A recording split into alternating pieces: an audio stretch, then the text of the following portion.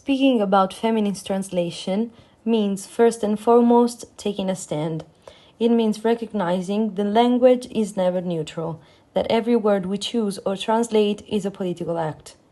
Language is one of the main tools through which power is exercised, transmitted, and disguised.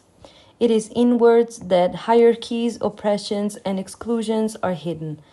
Through language, we construct who has the right to speak and who must remain silent, who gets named and who disappears. Feminist translation emerges as a response to all of this. It is not merely a technique nor a stylistic embellishment, it is struggle. It is a transformative practice, an act of resistance against the patriarchal, colonial, capitalist, and heteronormative logics that inhabit and dominate language. Feminism does not only seek to change what is said, but to transform who has the power to say it and how. And in this context, translation plays a key role, because every translated text is a battlefield, a space where one must choose whether to perpetuate symbolic violence or to break its mechanisms. This thesis examines this feminism of the 1970s, often referred to as the second wave or radical feminism. It was shaped largely by middle-class women, mostly from the left and far left, who found the liberal and socialist feminist analysis of previous decades insufficient. The 70s marked a period of maximum visibility for the movement, which increasingly asserted itself as a true political actor, making its presence felt in courtrooms and public squares alike. After reclaiming speech in the streets and transforming their private experiences into matters of public political debate, women initiated another equally radical process, the reclaiming of the written word. Alongside theoretical production and the circulation of foreign feminist texts, the Italian feminist movement of the 70s gave rise to a vast and widespread linguistic production, expressed especially in assemblies, marches, posters, and slogans. These communicative practices, seemingly ephemeral and tied to the immediacy of political action, in fact played a crucial role in defining an autonomous feminist culture and in constructing a new language, one capable of breaking with patriarchal and institutional codes. So, what exactly is feminist translation? There is no single universal definition or practice.